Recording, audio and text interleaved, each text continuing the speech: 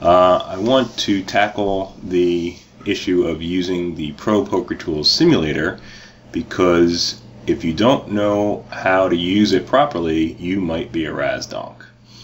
Now, this is a free website that I'm sure those of you familiar with Google can find out how to get there. It's been online for quite a long time, but there have been some feature improvements along the way, a lot of which are very useful.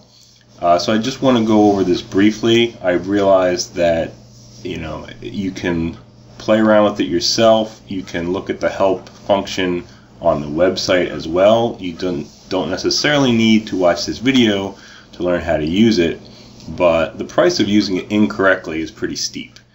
And so I think it's worth about 10 minutes to figure out how to do it the right way. So the first thing that you're going to need to do is get into the Razz section here. Of course, they have multiple games. I don't know why, but Razz is one of them. And you're going to type in your hand and the villain's hand just with the ranks, not with any suits. Should be self-explanatory as to why. Now, if you have multiple villains in the hand, or multiple heroes, I guess, you would click the More Hands button there, and you can have up to 6. But just to make it more compact, if it's a heads-up pot, usually click fewer hands and keep it simple. Don't forget, very important, to type in the dead or folded cards in this field here. If you're simulating what your equity will be if one or more villains fold, you want to take the up cards of that villain, transfer them into the dead card field, and then erase their hand and proceed with your simulation. Now, there's some tricks you can use here. For instance, sometimes you can infer a dead card. Say a villain hits a low card, like a 6, and then folds, and you're only left with one other villain or some other amount of villains. You can certainly infer that he paired that 6 most of the time, and so you would add not only the 6 that you saw, but the inferred 6 in the dead card box.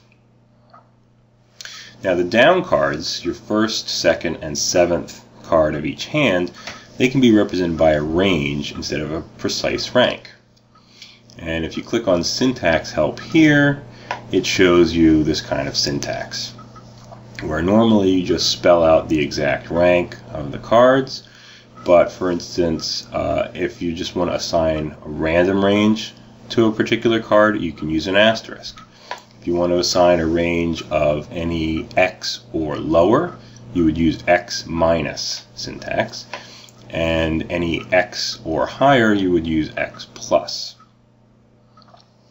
Now, for all the ranges, the sim will remove known cards from the deck first before selecting from possible cards.